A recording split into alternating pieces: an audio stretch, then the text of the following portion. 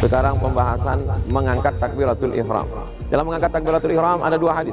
Hadis yang pertama, idza kabbara, kalau Nabi bertakbir, rafa'a yadayhi, dia angkat kedua tangannya, hatta yuhadhiya bihima udhunayhi, sampai ke daun telinganya. Nah, ini hadis yang pertama. Nabi mengangkat tangan sampai ke daun telinga. Allahu akbar. Hadis yang kedua mengatakan kana yarfa'u yadayhi, Nabi mengangkat kedua tangannya hadwa mankibaihi, sampai sejajar dengan mankibaihi, bahu. Allahu akbar. Jadi kalau kita lihat ada yang mengangkat bahu, maka dia pakai hadis yang kedua. Kalau dia pakai sampai ke daun telinga, berarti dia pakai hadis yang pertama. Dua-duanya pakai hadis. Dua-duanya ahlus sunnah, dua-duanya ahlus sunnah wal jamaah. Jangan sampai hanya karena perbedaan lalu kita keluarkan saudara kita dari ahlus sunnah. Lalu bagaimana dengan perempuan? Nabi tidak ada mengkhususkan sholat perempuan, tapi ada kaidah secara umum, lebih tertutup lebih baik. Perempuan itu prinsipnya lebih tertutup lebih baik, pakaiannya lebih tertutup lebih baik, suaranya lebih tertutup lebih baik, tempat tinggalnya lebih tertutup lebih baik, melangkah kakinya lebih tertutup lebih baik. Prinsipnya perempuan lebih tertutup lebih baik.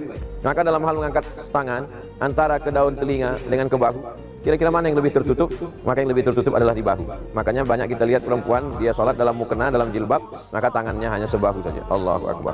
Tidak ada Nabi mengatakan yang perempuan sebahu, yang laki-laki sedaun telinga. Tidak ada. Tapi prinsipnya secara umum, lebih tertutup lebih baik.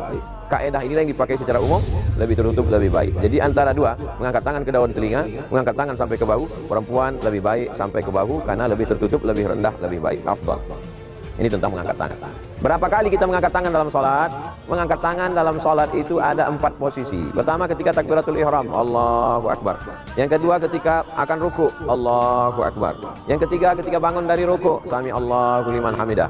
Yang keempat ketika bangun dari tasyahud awal pada sholat maghrib, sholat isya, sholat zuhur, sholat asar. Setelah tasyahud awal, lalu kemudian tegak berdiri, saat itu dia angkat tangan, Allahu akbar. Maka saya ulang lagi, bukan 4 kali tapi 4 posisi. Yang pertama ketika takbiratul ihram, Allahu akbar. Yang kedua ketika akan ruku, Allahu akbar. Yang ketiga kita bangun dari ruku, sami Allahu liman hamidah. Yang keempat ketika bangun dari rakaat ketiga, rakaat kedua, bangun pada rakaat kedua, bangun setelah tasyahud awal, bangun ketika rakaat kedua setelah tasyahud awal pada sholat maghrib, sholat isya, sholat subuh, sholat zuhur, sholat asar, kecuali sholat maghrib. Nah, ini tentang masalah mengangkat tangan.